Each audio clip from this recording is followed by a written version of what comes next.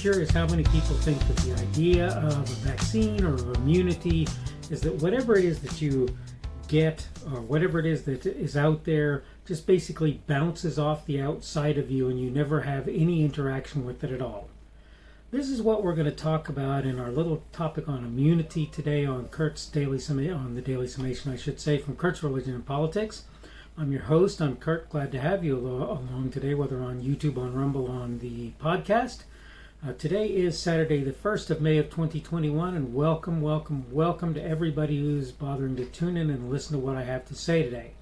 Look, I'm going to give you something that's I hope will be beneficial to you. It is the definition for the word immune. I'm going to use a different site today because I think they did a better job of defining the word. I'm using the Merriam-Webster site today to do what I'm doing, and I'm going to go ahead and put that up. Here it is. Okay, so you can see that the definition of immune is not susceptible or responsive, especially having a high degree of resistance to a disease. There are some other things that it says. There are some other things. Okay, take that down so that you can see my wonderful face, like that's a really important thing. That having been said, here I am. Okay, so the important thing about all of this is it says not susceptible or responsive. That does not mean that if there's some sort of illness to which you have had some sort of a vaccination or to which you have otherwise developed immunity, you don't get the thing that the vaccination is for or to which you are immune. It doesn't mean you don't get it. By the way, if you hear my son in the background, you know that it's his day to make noise today, so you're going to have to bear with me on that. Hopefully it won't be too bad. I'm trying to time my video with the lulls in the thing that he's watching on the television at the moment. May not work out all that well. We'll see how that happens in the long run. Anyway, so here's the point. Here's what I'm trying to get across to you. Can you, as a person who either has immunity to something or who gets a vaccine and has essentially induced artificial immunity to something, still get the thing to which you are immune? I hate to tell my conservative friends rather this, but the answer to that is yes. And I assume, though I don't know this, that there's a possibility you can be a carrier. I would assume that the probability is much less for a person who is immune, whether through their autoimmune system or through some sort of vaccination that help to boost immunity in their system. I would assume that there's less of a chance that that individual can be a carrier, because what should happen is his body should fight it, beat it, and that should be the end of it, right? So there has to come some stage when the thing can actually infect others, when they actually are potentially going to infect others, right? That's a possibility. But the point I'm making is that people who have immunity may still get the thing that they are immune to. It's just that their bodies are actually set up to fight it. That's what's going on there. But here's the thing. If immunity gets built in the population at large, it means that even though they get that, potentially that illness, that whatever it happens to be, their body fights the illness, and typically what happens is they're probably not as likely to spread it to anybody else. In fact, they're not even likely to know that they have it in the first place, right? But the point of all of this is that if you accomplish what is, okay, there's this argument, and the argument is on the concept of herd immunity. I personally believe it must be a thing. Can I prove that? I cannot. But I personally believe it must be a thing. But here's the thing. The level of immunity is apparently so high, for example, for COVID-19 as an example, the level of efficiency in fighting COVID-19 or the unseriousness of effects, is so great a thing that certainly more than 90% of people at any level, and I think more than 99% at most levels, of people, and I think it's above 95 for everybody else. I can't remember now. Of the population is sufficiently resistant to COVID-19 as to be virtually unaffected by it. And if you don't believe that, there's this terrible number, 500,000 people, right? 500 plus thousand. It's still not 1 million people. Let me just point something out to you. In order to get 10% of the American population dead from COVID-19, you would have to have 33 million people die, based on a number of 330 million total. In order to have 1%, you would have to have 3.3 million people die. In order to get 1/3%, you have to get around 1 million people to die. 1.1 million people to die.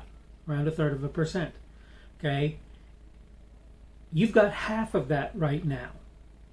That means you've got 1/6% of the population who've died from COVID-19. Millions of people have died in India. It's unfortunate. It's sad. How many people live in India? What is it, over 1 billion? Close to 1 billion, if not? Probably more than 1 billion people live in India, frankly. So you're talking again, 1 billion, 100 million, 10 million. If it's 1 billion people, 10 million people would have to die before you get to 1% of the population.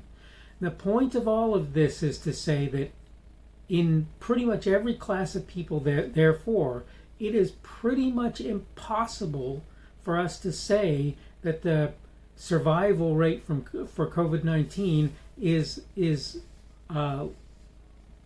less than 95%. It's almost impossible to make an argument for that, considering how many people have died of COVID-19. Now again, do we want to see anybody die of any disease? Gosh, no. Nobody wants to see anybody die of any disease.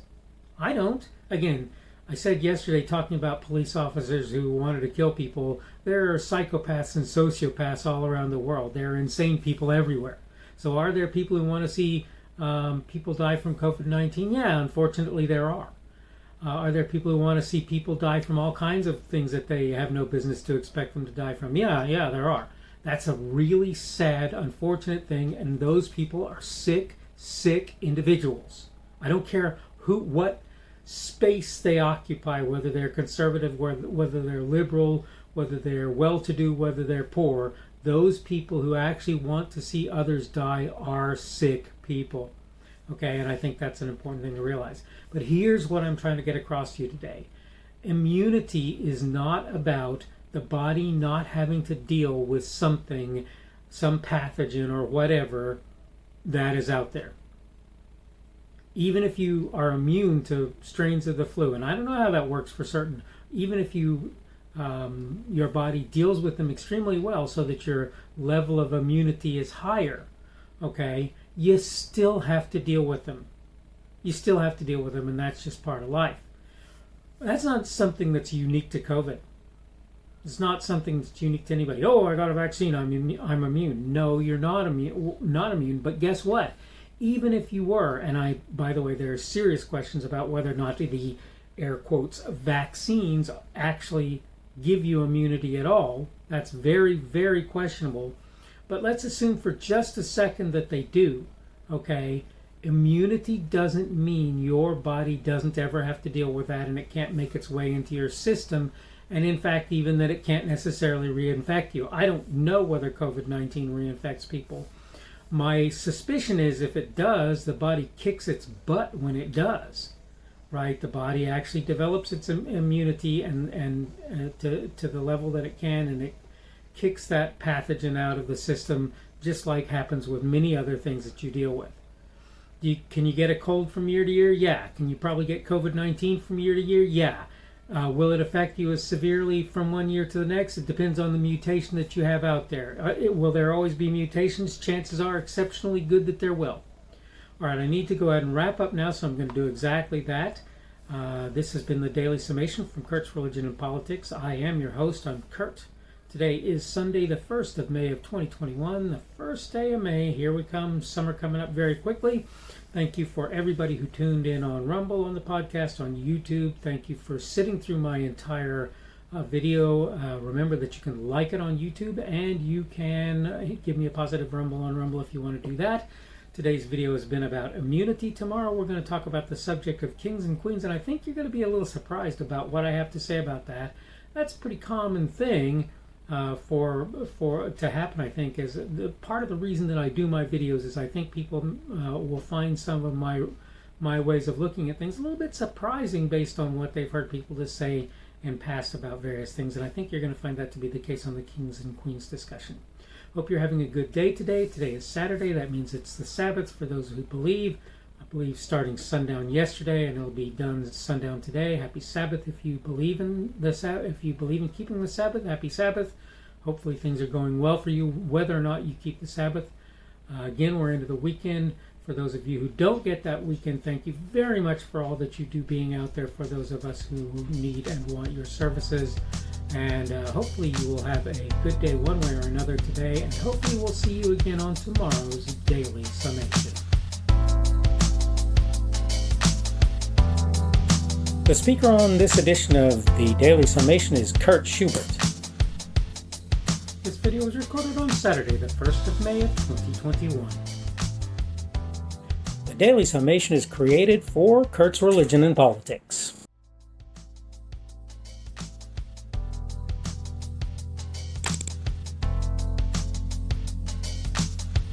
Thanks for watching this edition of the Daily Summation from Kurt's Religion and Politics. I hope you found it entertaining or instructional, or maybe both. If you want to see more from me, you can go to blogs.kpschubert.com. That's blogs.kpschubert.com. I am on Twitter, Parler, and Minds.com. My handle on each of those is @kpschubert. That's @kpschubert. I have a Rumble and a YouTube channel. They are the Kurt's Religion and Politics channels on Rumble and YouTube.